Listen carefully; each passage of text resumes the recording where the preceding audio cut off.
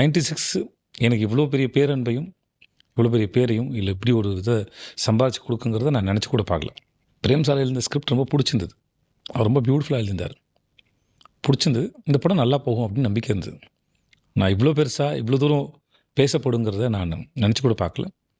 இப்போ 96 எடுத்துட்டிங்கன்னா, நான் அன்னைக்கு கூட ஃபங்க்ஷனில் பேசும்போது சொன்னேன், இது ரொம்ப அயோக்கியதனமான படம். இப்படி தான் சொன்னேன் நான் அந்த டைரக்டர்கிட்ட. எந்த காலகட்டத்தில் என்னங்க படம் எடுக்கிறீங்க நீங்கள்? ஜுராசிக் பார்க் மாதிரி தான் அது. அதில் வந்து டைனோசர்னு ஒன்று இப்போ இல்லை. அந்த மாதிரி தான் இந்த காதலும். இப்போ இல்லாத ஒரு காதல் இது. யாரு காதலை வந்து இவ்வளோ தீவிரமாக இப்போ மதிக்கிறாங்க? ஜஸ்ட் லைக் தட் போயிடுச்சு. ஒரு மெசேஜ்லேயும் ஒரு வாட்ஸ்அப் இதுலேயே போயிடுச்சு.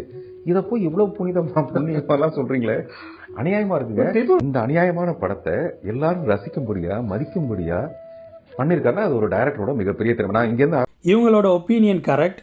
என்னை பொறுத்த வரைக்கும் 96 தமிழ் சினிமாவில் இதுவரைக்கும் ரிலீஸ் ஆன காதல் படங்களில் ஒரு தனித்துவமான லவ் ட்ராமா தான்.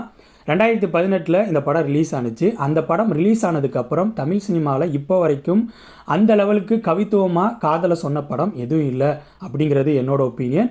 2018க்கு அப்புறம் உங்களுக்கு 96 லெவலுக்கு காதலை சொன்ன படம் எதுவும் இருந்துச்சுன்னா கமெண்ட் செக்ஷனில் போடுங்க, நான் தெரிஞ்சுக்கிறேன்.